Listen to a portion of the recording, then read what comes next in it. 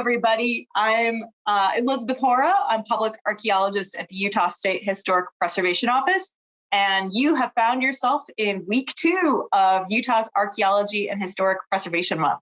So every year, the Utah SHPO hosts this weekly brown bag lecture series, and we feature researchers that are working on Utah archaeology and historic preservation topics. And we ask those experts to bring their research here to you.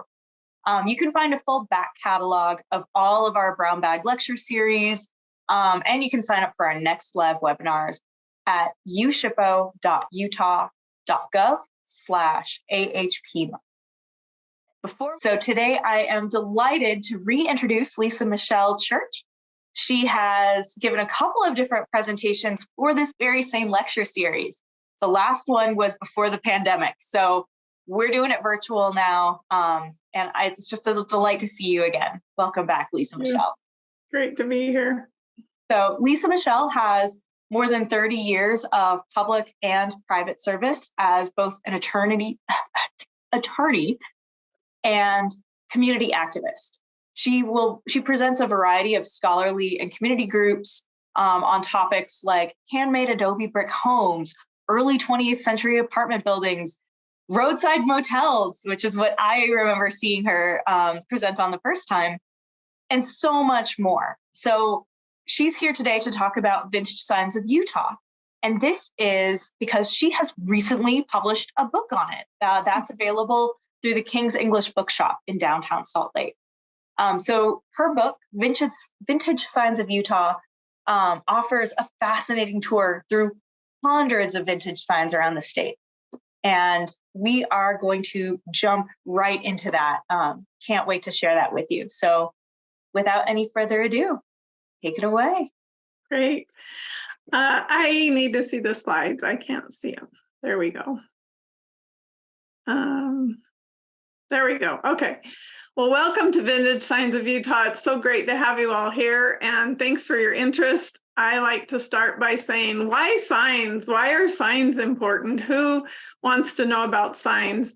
So first of all, I'll give you my reasons why I love signs. They organize the map that lives inside of our heads. This is the map that we've made since childhood of the important places in our lives. And so think back on, driving to grandma's house. Oh, it's just past the big sign with the bowling pin or something like that. So you already have a map of a lot of these signs in your head, I would expect. And I think it's a fun thing to explore what that map looks like or what it used to look like. Another fun thing about signs is they really are art. They are an early form of art, and Utah's artist community was very involved in that. So you'll hear from me about those early sign artists. Another thing they are is a doorway into the mom and pop entrepreneurial history of Utah. And I think that's actually a very cool idea to just think about from the turn of the 1900s into the mid-century, all the mom and pops that grew up around Utah and all the little towns and big towns and the signs they had. And finally, I love signs because this is an example of history that takes something very utilitarian and somewhat necessary and makes it beautiful. And I think signs are a great example of vernacular architecture, the ordinary becoming the beautiful. So let's look at the next slide. You will be able to lose yourself in the streetscape of 1936 Salt Lake City. And if this doesn't convince you of the beauty that signs add to the streetscape, I don't think anything would. This is an amazing description of what was happening in the community in the 1930s. And this is from what used to be the Brigham Young Monument, but it's the intersection of Main Street and South Temple. On the right, as far down as you can see, just glowing, beckoning neon from the Deseret News billboard to the all the way down. You can see a teeny bit of the H and the O of the Hotel New House scaffold sign. And then in the left, of course, ZCMI there, still there, lacking now its beautiful neon. And the Walker Bank building still there, now done in LED scaffold sign. But I just thought this was a great photograph to get you in the mood of what we're going to look at today. and to compare and contrast the streetscapes of the mid-century in Utah versus the streetscapes we live in today. Okay, so next we will look at the sign artists.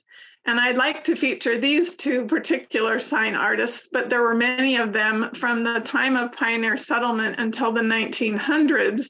All signs were virtually hand painted in Utah, and they were mostly hand painted on wood, which accounts for the reason that they won't persist into the modern times. Very few hand painted wood signs are still around, but they were done by legitimate artists. Charles Peterson was an immigrant from Sweden who came into Utah in the 1880s as a 10-year-old boy. He established himself as an oil painting artist. This is one of his great advertisements in the Polk's directory, and it's 1913, but he advertised every single year in Polk's as a sign specialist. He had a shop on Richard Street, as many of the sign artists did. And the part I love about the ad is it shows him as winning the oil painting prizes at both the territorial fair and then once we became a state, at the state fair. Gold medals in best still life oil painting for Charles Peterson. But of course, there wasn't much money to be made in that. So he had to do his work life was sign painting for almost all of those downtown buildings that had signs. He was one of the main painters of them. And he worked well into the 1940s. Didn't have any children to survive him and carry on his business, but a great example of an artist. He does have a painting in the Springville Museum of Art as well to legitimize him as an oil painter. And then on the other hand, you have George Mack, whose photograph is there with his 3 sons and daughter from 1911. George Mack is another very dominant painter of signs, and also you can see he advertises as an interior decorator. What that meant was they would paint inside your house. They would do the pinstriping and the scrolls, and often if you were wealthy enough to afford a mural, George Mack could paint it for you. He was an immigrant as well. He came from German parents who settled in New York, and then he came across the plains and settled in Colorado. And the part I love about George's history is in the census. By the time he got to Colorado as a 16-year-old boy in the census, he was identified as a designer by profession. So you can tell he must have been very talented. And he also dominated the sign business until the 1930s. And then all 3 of these sons here were also in his business as sign painters. And one of his sons became the head of medical illustration at the University of Utah for 30 years. So a very artistic family with George Mack. There were other sign painters. I don't have time to talk about all of them here because about 1912, the sign industry was put on its head by the invention of illuminated signs and electricity. And between 1912 and 1922, all the hand-painted signs suddenly got spotlights because Utah Power and Light had extra electricity and they needed to sell it. And the more they could create a kind of an artificial demand for it, the more people bought it. And it became very common to now have electric signs. Until neon came into the scene in the 1920s, the main signs in Utah were billboards with lights on them, scaffold signs, which we're going to talk about, electric signs, which had different ways of illuminating the painting, and then bulb signs, which were letters that had actual electric bulbs in them to make the letters bright. And then we'll talk about neon lighting up the town. By the 1920s, neon had been invented in France by Georges Claude, and Claude Neon had the patent on neon for the whole world. But because it was a fairly simple process, his patent was regularly violated. And by the 1930s, everyone had their own neon shop in Utah. And that was really until the heyday of the 1960s when, sadly, plastic signs came into being. And that's what we have today. So let's look at the next example. Two really amazing signs that illustrate the periods I just talked about. The Kelly Springfield handmade tire sign is from 1915, so well before neon, is all electric there, which is kind of just takes your breath away to think about it. But look how many examples of amazing sign artistry are in this one photograph. The Boss Rubber Company was an out-of-state company that brought tires to Utah as soon as cars became popular. And they had someone hand paint that whole lady's face coming out of a tire, which is very artistic. All of the lettering there on that part would be hand painted on metal, and then the light bulbs are illuminating it. Then you see on the windows painting on glass, which was another hand painted effort. And then on the building, there are some metal letters, not illuminated, that say the Boss Rubber Company. So I just love to show you that as an example of what the town looked like even before neon. On the other hand, the right there, you see Coconut Grove Dancing Hall. And this was from the 1930s when neon was really coming into its own in downtown Salt Lake. This was a famous dance hall on 4th South and Main. It had giant fans that cooled the 30,000 foot dance floor. Women were charged 20 cents to come in and men 50. But it was a very famous dance hall. Some of the more recent iterations were called the Terrace Ballroom in the 50s and 60s. Lots of famous musicians and acts played here. But look at the sign.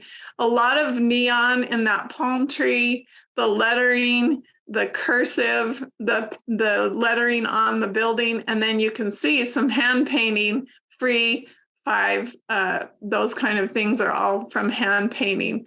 So just 2 ways for you to get into what it would have looked like as the sign scene was taking place. Next. Another couple of examples of pre-neon, you would have seen the scaffold sign going up on the Hotel Newhouse if you were around in June of 1928. Look at that poor lady who was hired to pose in the E as it was being put up there on the top of the building. So Electrical Products built these huge metal letters and they put them up on scaffolding in the very ritzy Hotel Newhouse. And that was there until the 1970s. Most of you remember being able to see that from all over the valley, those Hotel Newhouse letters that were there. And then look at the billboards. It's hard to get into your mind that in this 1914 billboard, it would have all been hand painted. And all that lettering and all that precision was done by men like George Mack and Charles Peterson that I introduced you to earlier. And they were done on these kind of 4x8 pieces of plywood, sometimes with paper on them. And that's an example of one that was on the west side of Salt Lake. So just a fun look at what signs looked like back in the day. Next. So I want to take you through some of the famous sign companies in early Utah. There's 4 of them that I like to highlight. There were more than this, but Thomas Young and Young Electric Sign was, of course, the most famous and still is in business today. Thomas Young came as a young boy from Liverpool, England in the 1900s, and he established himself in Ogden as a very hardworking young man who took correspondence classes from Chicago and learned how to paint signs. He couldn't get a lot of jobs as a young man, so his first job was painting the pinstriping on coffins, which I guess was something in demand back in the day. They had some coffins that needed personalization before they were put in the ground and never seen again. So Thomas Young was one of the ones that was hired to do that. He later became very interested in starting his own business as soon as he married and began his family. And he started in 1929 in Ogden. He quickly named it the Young Electric Sign Company, but called it Yesco. And we still know Yesco today, not only for their contribution to Utah's sign community, but they were the first ones on the Las Vegas Strip.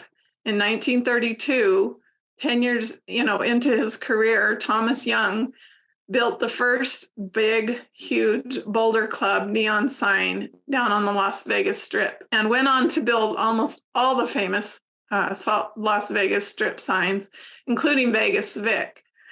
So he became a little bigger than Utah. His company is now in the 4th generation and very, very well known and well respected internationally for all kinds of signs, but fun to think that he started here. I will show you the next slide shows a very famous example of a Yesco sign that was built for Snell Groves ice cream in Sugar House at its flagship store in the 1960s. We still have 2 of these amazing double ice cream cone revolving signs in Utah. One sadly stands all by itself in Sugar House along 21st South on a vacant lot. All of these other pretty elements to the sign are gone. It is sad to see the neon gone and to not understand what this strange ice cream cone is doing in an empty field. But the Sugar House community has been very, very determined that it will be incorporated into the new building that will be put on that site, whatever that building is. The other one I usually ask my audiences in person is in downtown Salt Lake City, and it's hideously painted black, and it's operated by Jimmy John's Sandwich Shop. I'm glad for Jimmy John's to keep the sign, and I'm joking about the sign being black. I'm glad it's still there. But those are 2 examples of completely unique signs built from the ground up by Yesco. Next. One of my favorite stories is the Bill Monet story. He formed Monet neon signs in the 1930s. He was one of the first legitimate neon licensees with the French company Claude Neon.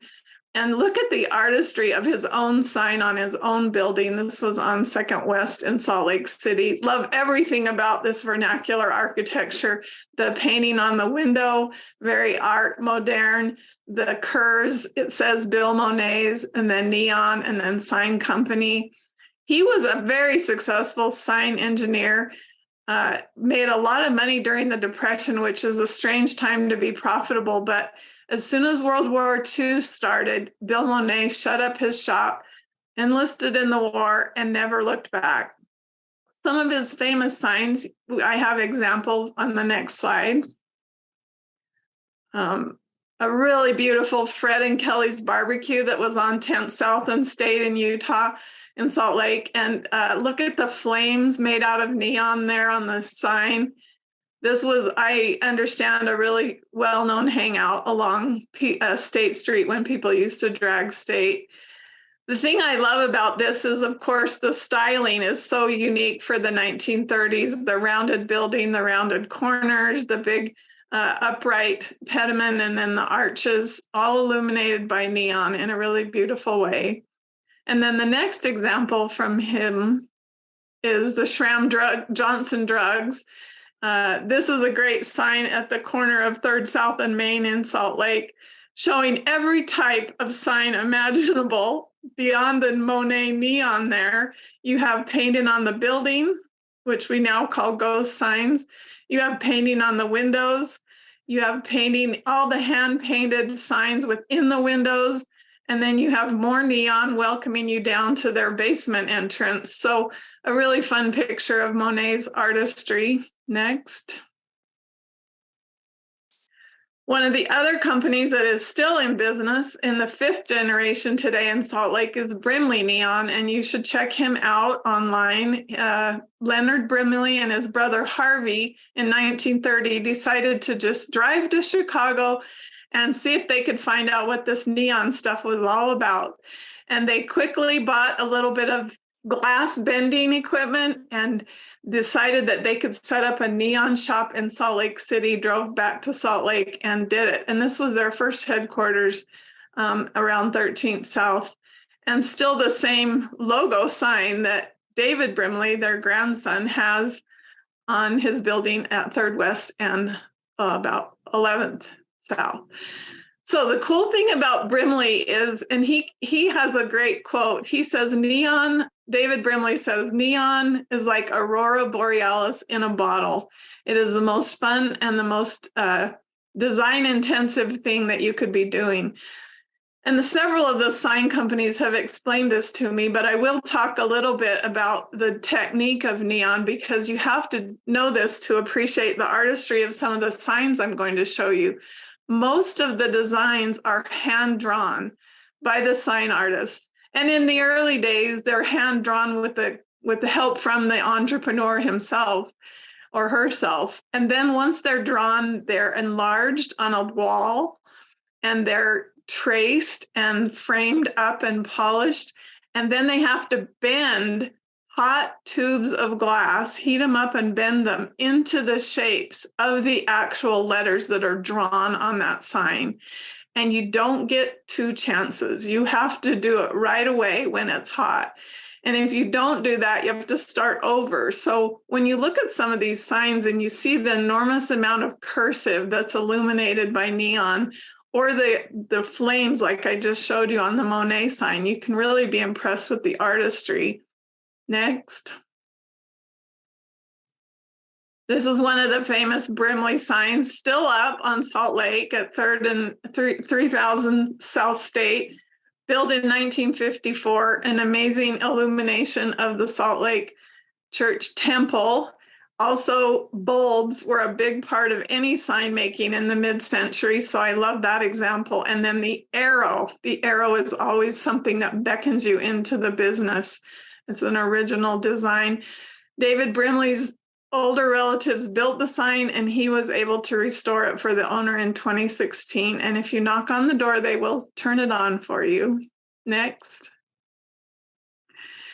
Marvion Signs is another fun company to research. They were started in Ogden by David Frederick Sawyer, and he and his son Norm Sawyer and his son-in-law Jerry Brown ran this company and for many, many years in Ogden, sometimes doing 500 signs a year. They did all kinds of signs for all kinds of purposes.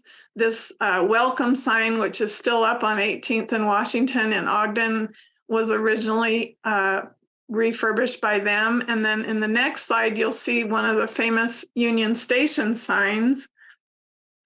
They built this, Marvion did. Go by Train was illuminated with red neon and Union Station was illuminated by white. And that was a really spectacular sign that was installed in the 1950s.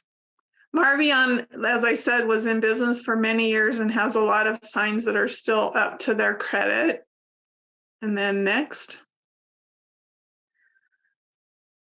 Rainbow is the last one I'll highlight. This is another company that were pioneers in the neon industry, as the sign says. This was a fabulous location in Sugar House where the original founders of the company started it in the 1940s and was best known for Vince Coley, Vince Coley still works there. He's third generation as well. Lloyd Coley was his dad. And Lloyd Coley was, as I say, an art student from Weber State University who joined Marvion early on, then came and helped with Rainbow Neon Sign being started and went on to run Rainbow Neon the rest of his life and then turned it over to Vince Guy Coley.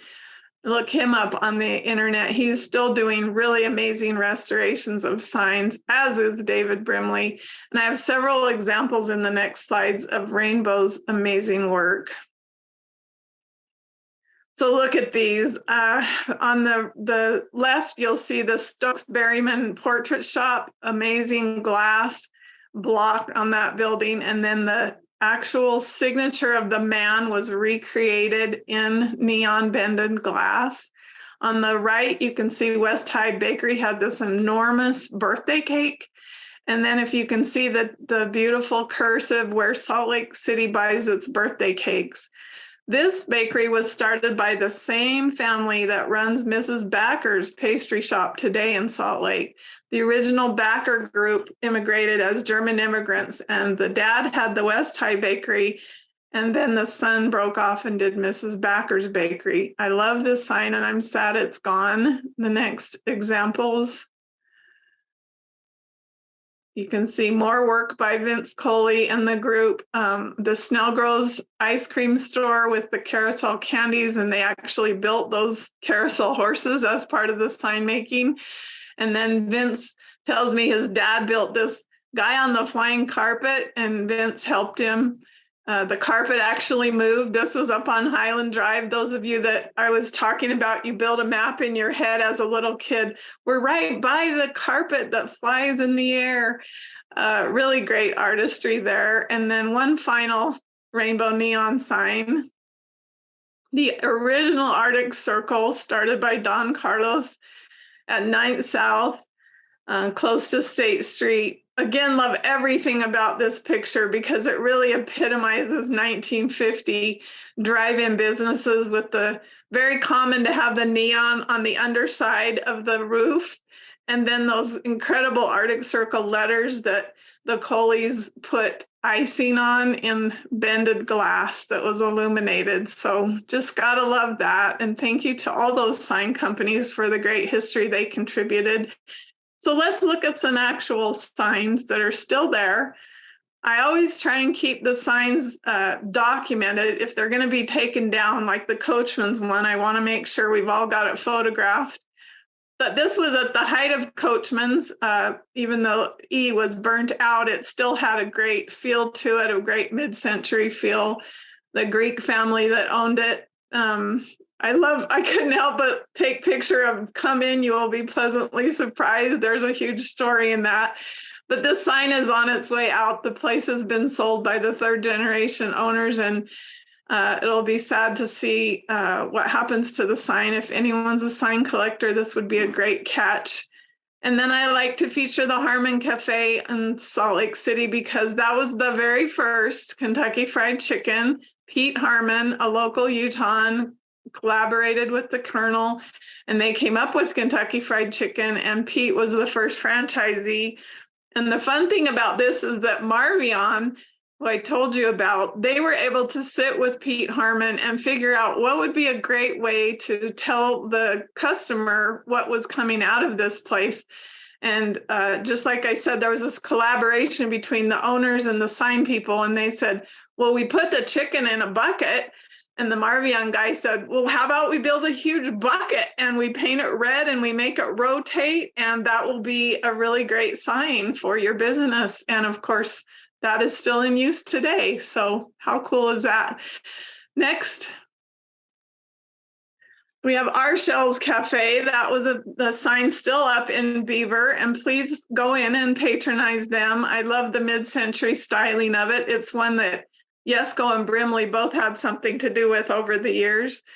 And then Mom's Cafe, of course, in Salina, got all the good feelings from that one. It's got a painted sign on the building as well as this neon sign. That goes back to the 1920s.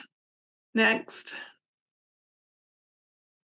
We all know the story of Hires, and that is the Don Hale family, and they started Hires after he worked at his dad's grocery store. Don Hale's just recently died a few years ago, but they still thankfully keep the beautiful vintage neon up. This is in their West Valley location, but they also have it at Forsyth South. And I love any sort of neon food is, I think, a very attractive way to get customers in. Similarly, a family-owned business chain, Dee's Family Restaurants, is still using the sign, even though it's been sold. And this one is at 21st South. It's great because it has a rotating, and it has bulbs, and it has neon, and it also has plastic. So it's all different kinds of signs. What neon is really the most effective use for Dee's was the D Clown. If you remember, the D Clown was one of Yesco's largest clown signs ever. And those are no longer around, but lots of good pictures of them. Next. Salt Lake Costume Company. We love that this sign was saved. There is no longer a Salt Lake Costume Company, but thanks to James and Carmen Hardy, who bought the building when the costume store closed, they decided to just name their building the Costume Apartments and keep the sign.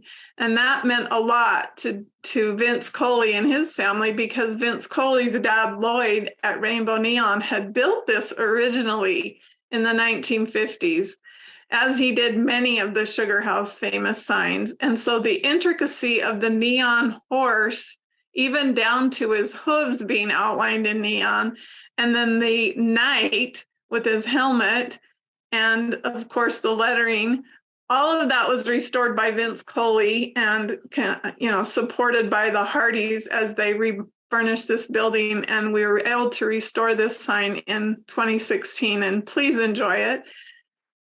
Art Floral is a great example of a multi-generation floral business, the Serjakises, and they still own it, a Greek family, Greek immigrant heritage. And I love this because it really says the 1940s on that cursive and also that art palette. Next. Two other great repurposing stories. The Summit Group there in Salt Lake City on 4th South. This was originally United Electric Company, and thank goodness for the Summit Group. When they were remodeling the building, they said, we want to keep the sign, we'll just change the name on it to be our group. And so sometimes it's burned out, and I get sad thinking they invested so much in it. I think it's for sale now. I hope it'll stay, but it's a real landmark beauty.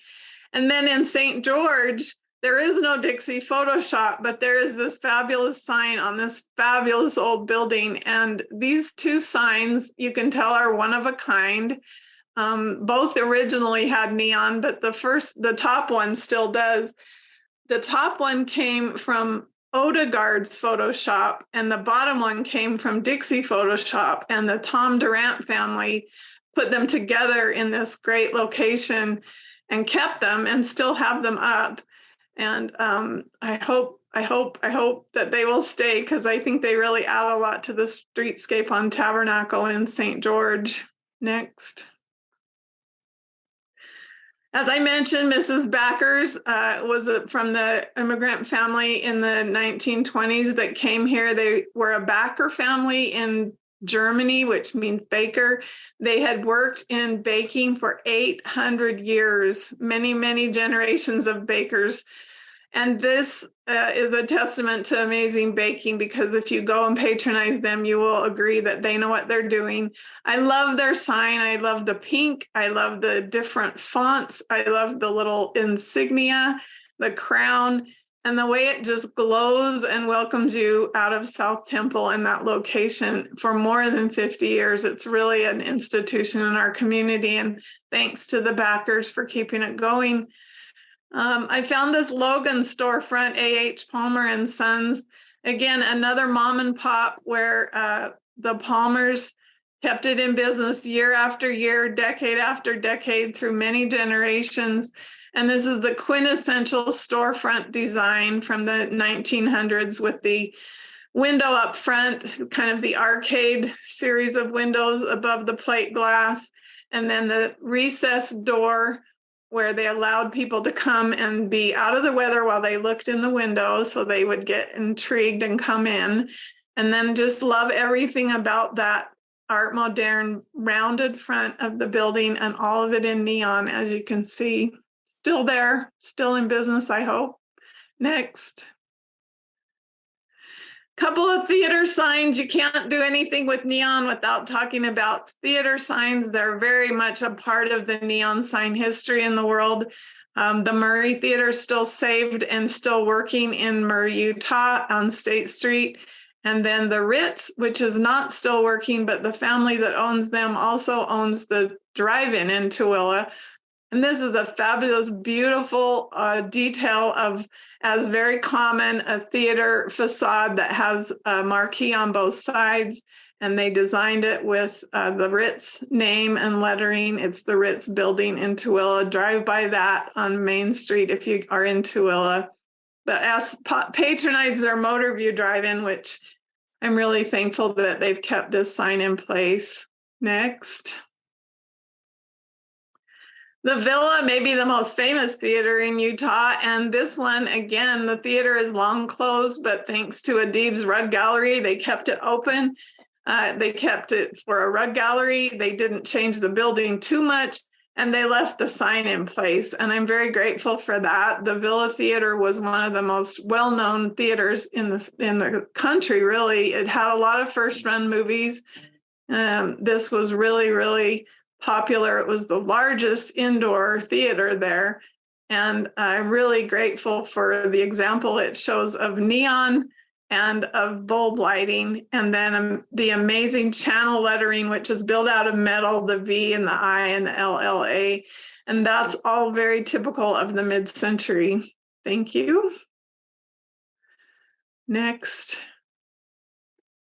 So let's look at some garage signs. I want to pay tribute to Helper. They have done an amazing job of fixing their Main Street up in Helper to feature a lot of vintage signs and repurpose vintage signs. And I'm really, really proud of the efforts that they've made in Helper.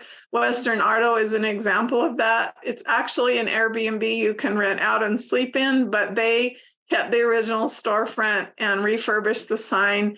And a lot of the garages in Utah were built around the same time as neon came in, because that's when the real explosion in car ownership happened in Utah in the 20s.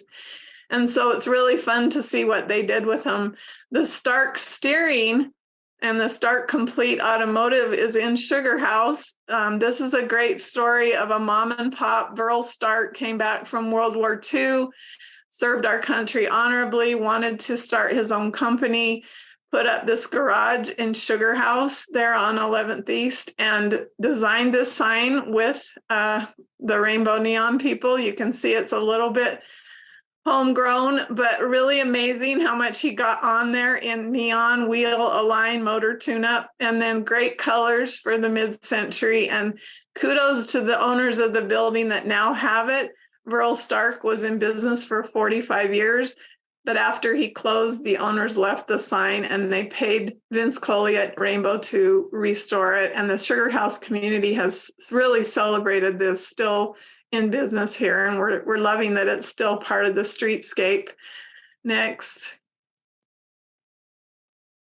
So I love to feature a painted sign every once in a while, just to remind you that these all started as very simple signs. And in Scipio, you can still find this incredibly intact garage. You say, why would that be in Scipio? Well, originally the road went through Scipio. The Arrowhead Highway, which I've studied in some of my other presentations, went through every single small town in the I-15 corridor. And so this would have been a very important stopping point. If you were driving one of those 1920s cars, you would have needed to stop a lot more frequently than we do today. And thank you to someone who has left that painted sign intact. Sometimes the beautification committees in these towns get rid of all the pretty old signs, and I cringe to see that. I'm also going to pay tribute to the Ennises in Draper. The Ennis family has operated this Texaco sign with its vintage Texaco lighting and its vintage gas dispensers for many generations. And aren't we happy that they left the sign to remind us of what the old days might have looked like? Next. And then a couple of other homegrown stories. The Master Muffler franchise was started in Utah by a Utahn, and so he designed the original sign. As you see here, it was a man holding a muffler and carrying a wrench, or sometimes they reverse those. They're all over Utah. There's still 12 or 14 of them. They are all a little bit different, which I love because there is no standardization. They did all originally have neon, and a lot of neon across the chest, which you can see on this example in West Valley City.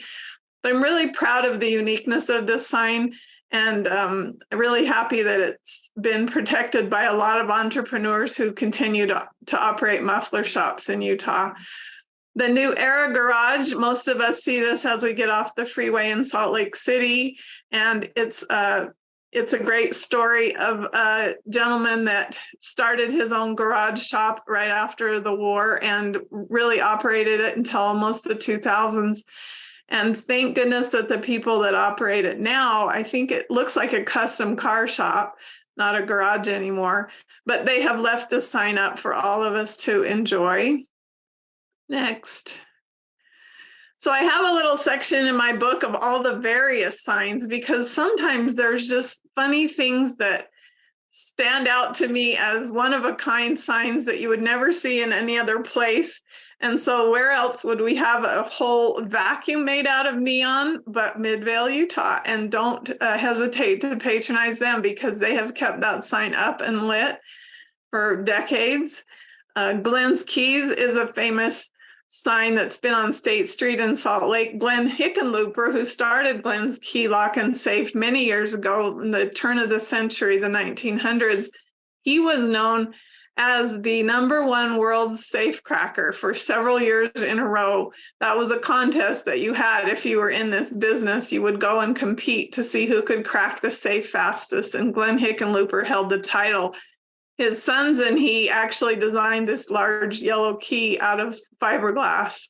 And I love that that is a homegrown sign, not to be replicated anywhere else. And then just to talk about privilege signs for a minute, the 7-Up sign, which is at the Delano Motel in Beaver, those were the kind of things that different vendors would give businesses like the Delano to advertise 7-Up, but also that the Delano Motel would be happy to put it up because it's something their customer wanted. So it was a clever use of signage. Next. And the Bonwood Bowl sign, which has a special place in my heart. This is the bowling alley on Main Street, about just past 21st South in Salt Lake City. A great example of a mom and pop entrepreneur. Bowling signs are also very famous in the neon sign industry. And this one I love because it was Bonnie and Woody that started the bowling alley in the 1950s. And they called it Bonwood after their family name. And they had the Brimley Neon Group built the original big, large pin and the big, large bowling ball. And there was originally a lot more neon on the sign. But just a few years ago, a drunk driver hit the sign in their parking lot, knocking down all these parts and damaging the sign somewhat beyond repair. But we were able to get lots of help from the community, and Yesco and Brimley and everybody pitched in. And the third generation of Bonnie and Woody's descendants still operates this fun bowling alley, and they were able to restore most of the sign, and I'm glad it's still standing. I also want to give credit to the First to Know construction company because they took this amazing Wonder Bread sign on the right on North Temple in Salt Lake and repurposed it as their own sign and didn't destroy the nature of the original Wonder Bread bubbles. Next. Everyone knows the Rhodosphere from Sugar House Granite Furniture, and this is a great photo by Laurie Bray, who is a Sugar House photographer and great sign enthusiast. She was there when they restored this sign. Yesco did the restoration. But the interesting thing about this is there were only 241 Rhodospheres ever built in the country, and only a handful of them remain. And only 4 still operate, and Utah has one of them. So really exciting that Yesco was able to restore and repurpose this sign. It's no longer neon. It is LED, light emitting diodes, which is much cheaper, much more durable, and much lighter for hanging a big sign like this. I mourn that a little bit because I don't think LED has the same warmth as neon, but I'm trying not to be a snob because they got the sign back up. Next. So a few drugstores. I like to pay tribute to the Pink Arrow. This was the West Side drugstore, and this was a really well-known drugstore for decades. And then was used by a friend of mine, Bob Bauer, as his photography studio and home. And love that the sign stayed up all those years with all the rest of the great styling here, and the glass block and the stainless steel doorway, and then this pink arrow. And thank you to Rio Grande, no, that's not the right name. So the restaurant that repurposed it is, it'll come to me, sorry. But they repurposed it. They took the arrow down when the building was getting knocked down last year, and it's now at the Red Iguana 2. Not the Red Iguana on North Temple, but the Red Iguana 2 has this pink arrow. So please patronize them because they saved it, and it's still a beautiful sign. There were many, many Rexall drug signs around the state in the mid-century, and this is an example in Panguitch, Utah. The same Marshall family that owned the drugstore since the 1900s owns this. and they've kept the sign in very good condition. There's also a great example in Monroe, Utah. Next.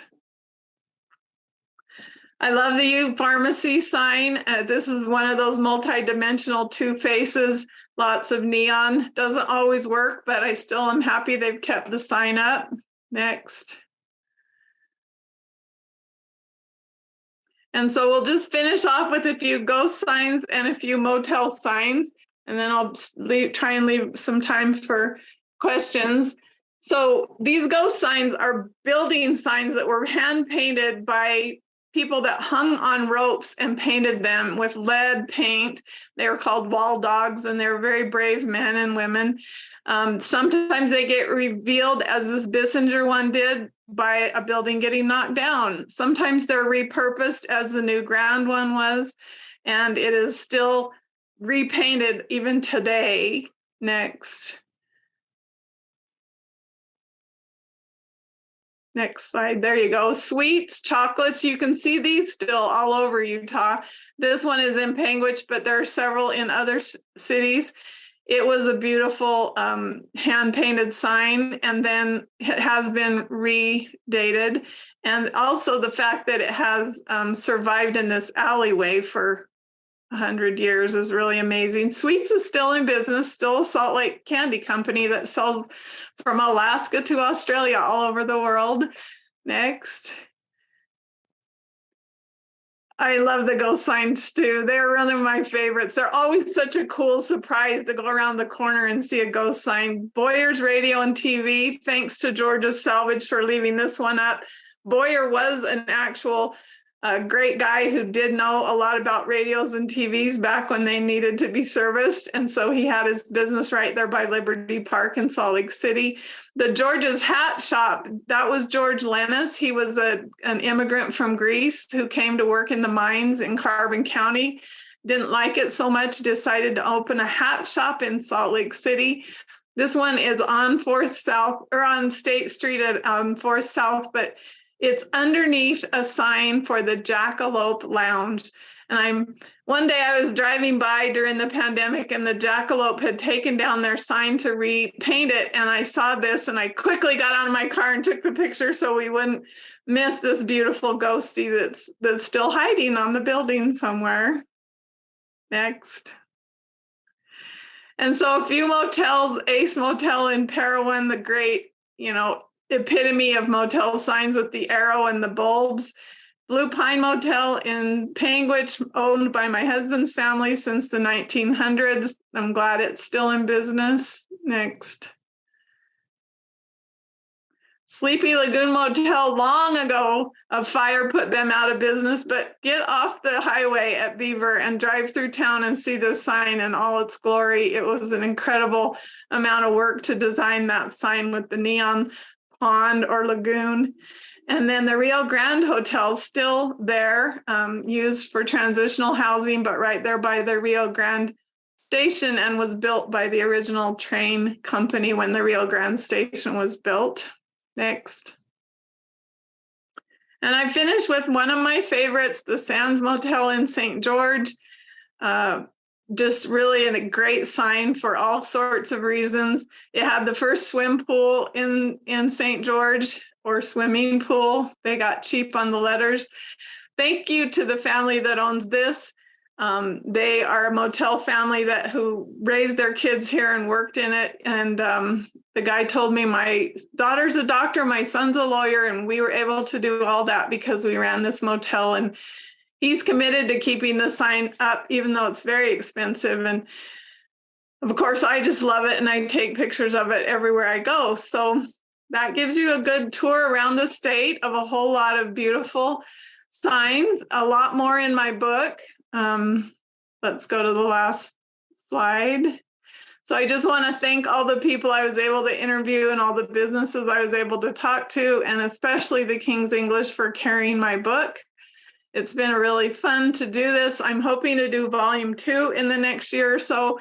There's lots more signs to document, and maybe even volume 3 of all the gone signs in Utah. But these, I try and really focus on the ones that are still standing.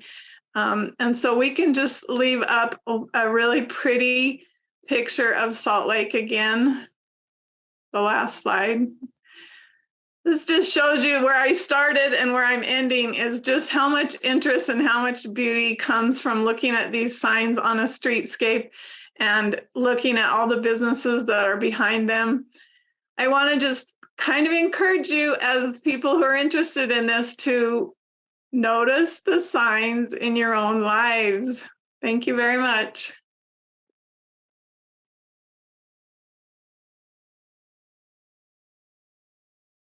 Thank you. That was so cool. And your passion for this really shows through. Like, you're so energetic about this. These signs are awesome. And everyone in the comments is pretty psyched. So we've got a few questions. We are running a little short on time. So I apologize to everybody if we don't get to your question, but we will take as many as we can until we hit the hour. How does that sound? Yeah, that's great. And I do speak for free at any group. So if you know of a group and you want me to speak, I'll come answer more questions. That's awesome. Yeah, so we have a lot of people who have a lot of reminiscence of these. And then we have a lot of people who maybe own a few too. So we've got a couple of legal questions. We know you're not a lawyer, but maybe you've seen examples of this. So could you address any legal issues with maybe the restoration of ghost signs? Yeah, it's a fun topic. The ghost signs are debated all over the country. And some people say you got to repaint them and preserve them. And others say, let them fade. That's the beauty of them. I will just use the example of Philadelphia. A lot of my friends, sign lovers in Philadelphia, organize a thing where once or twice a year, they turn all the lights off and project over the ghost sign the original sign.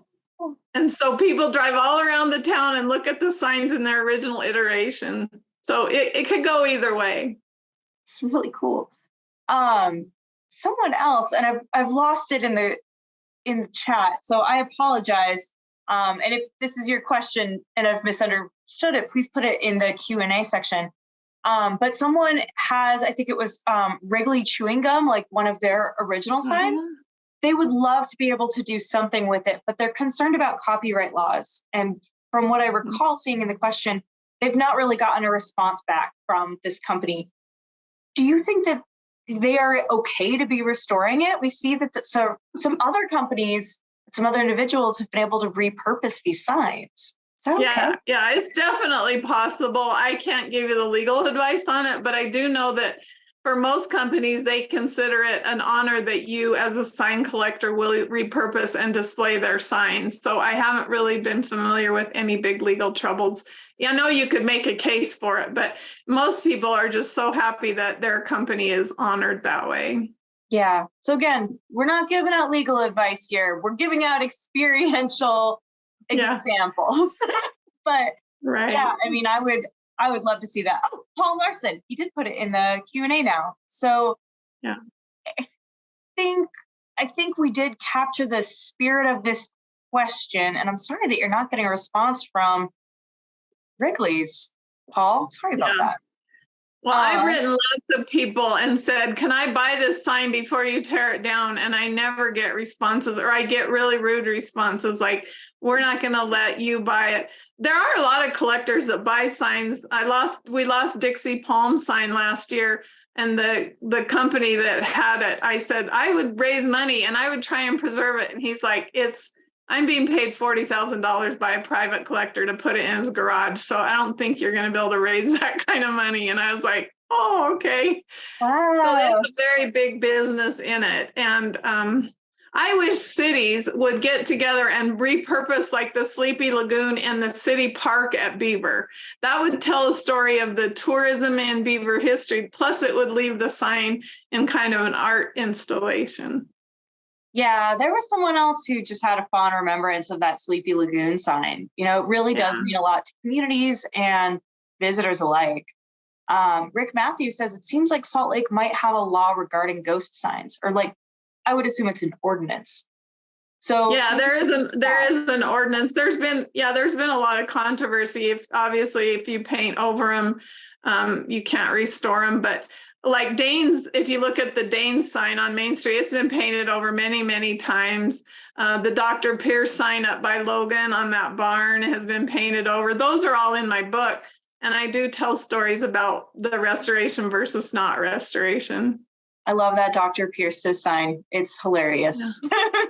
For those of you who don't know, it's like a women's tonic, I think, is what that was telling. Yeah, which was basically cocaine and alcohol, but I mean, who's counting? A girl's gotta let loose. That's right. Every sign has a cool story though, or maybe one or two either. And so I would encourage people to send me stuff. I have my Relentless History is my website. I'm on Instagram. You can, if you have stories you want me to put in my book too, send them to me. Yeah, we do have a lot of people who would love to have you come and talk to their organizations, whether that's Restoration Utah. We've had some interest there. Someone, Paul Larson, suggested that you speak at the Utah chapter of the American Planning Association. He says, we planners tend to push for boring signs. Right. I would love to come talk to the planners for sure. Yeah. So just look me up at relentlesshistory.com and you can email me and you can get, I would be happy to speak. I love talking about it, as you can see. That sounds awesome. And we are getting close to the hour. So do want to thank you so much for coming, for the tremendous research and the beautiful photographs, for the passion, for the knowledge. Thank you so much for all of this today. No, it was great. I appreciate everyone's interest. Thank you for organizing it.